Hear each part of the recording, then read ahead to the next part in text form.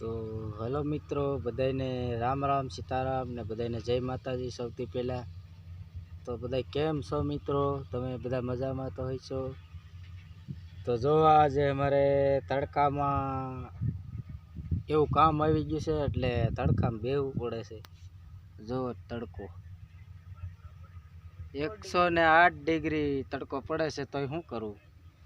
અને વરસાદ એવો છે કે વાદળા કાઢે. જો દેખાય વાદળા? બાપરે, વારું આવી ગયું લારું. એટલે વાદળા છે અને વરસાદની આગાહી પણ આપી છે, પણ અમારે ઘઉં નીકળે છે એટલે ઉપાધિ નથી. હમણાં અત્યારે હાઈવેસ્ટર ચાલુ જ છે. તમારે શું કહેવાનું? બધાને જય માતાજી, જય સીતારામ. લારી નીચે ખોહાણ લારી નીચે ઘરીને બેઠા છે. તડકો બહુ છે એટલે ખબર નહીં. બપોર વસાળા હાઈવેસ્ટર આવી ગયું. કટર નહીં, હાઈવેસ્ટર. બોલતાય નથી આવડતું. હાઈવેસ્ટર એમ નથી આવડતું કે આવડતો નથી. આપણે કઈ ભણેલા નથી. એ ભણેલા છે, એને આવડે. હું તો અબાણ અંગૂઠા સપ છે. એટલે જો ઘઉંનું ખડું લેવાય છે તો એક લારી અહીંયા છે, એક લારી આગળ છે. હવે 2 ભરાય કે 1.5 ભરાય કંઈ ખબર નહીં. તો મિત્રો, તમારે ઘઉં નીકળી ગયા, અમારે છે કયો મહિનો હાલે એ ખબર નથી અમને. તમારા ભાઈને બધી 4થો મહિનો ને 11 તારીખ હશે લગભગ. હા, તો આ ઘઉં લેવાય છે. હવે આ ઘઉં લેવાઈ જાય પછી ધાર દેવાની છે. આ કાલ લેવાશે ધાર. એ પણ તમને બતાવશું. જો ઉતારો નથી. હાઈવેસ્ટર આવી ગયું. તમને હાઈવેસ્ટર દેખાય મિત્રો? આપણા ઘઉં નીકળે છે. જો હાઈવેસ્ટર બી ચાલુ જ છે અત્યારે. હવે હજી ભરાણું નથી, આખું પડું ખાલી થઈ ગયું છે.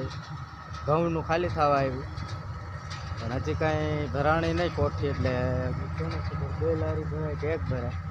તો આમ સામે દેખાય ઘઉં છે 7 વીઘા. બરોબર.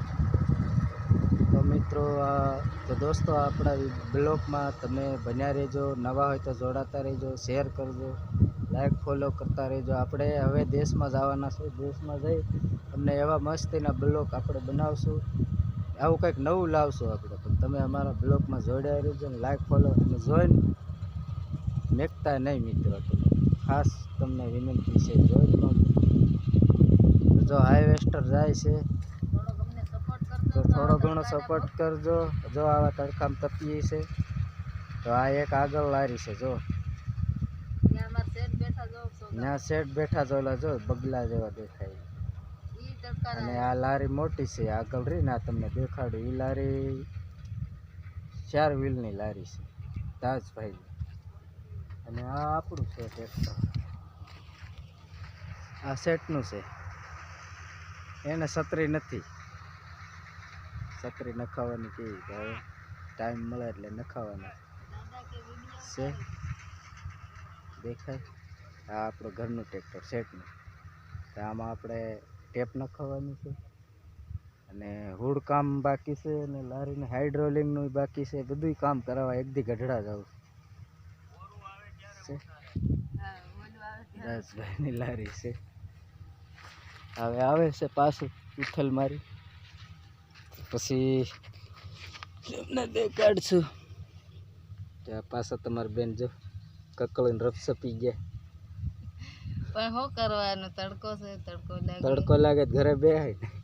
ઘરે તમારા ભાઈ નથી બેહવા દેતા. એમને શું કરવાનું? તમે કયો તો થાય. પણ ખાવા જોવે ને ક્યાં બેહવા દે? ખાવા જોઈએ બેઠા બેઠા. કોણ બાપો ખાવા દે? હા, બેઠા બેઠા કોઈ દેતું નથી ખાવા. તો તડકાના પણ કરવું પડે છે. અમે 2 સહી. અમારે છોકરા છે નાના, તો આગળ કોઈ કામ કરે એવું નથી. અમે 2 જ સહી. અને વાડીનું કામ કરીએ, વાડી વાવા રાખીએ. તો જો મિત્રો, તમને છેલ્લી વારમાં હાઈવેસ્ટર બતાવી દઉં અને પછી આજનો બ્લોગ આપણો પૂરો થશે. તો જુઓ, પાછું આવ્યું નજીક. તમને નજીક કરીને દેખાડું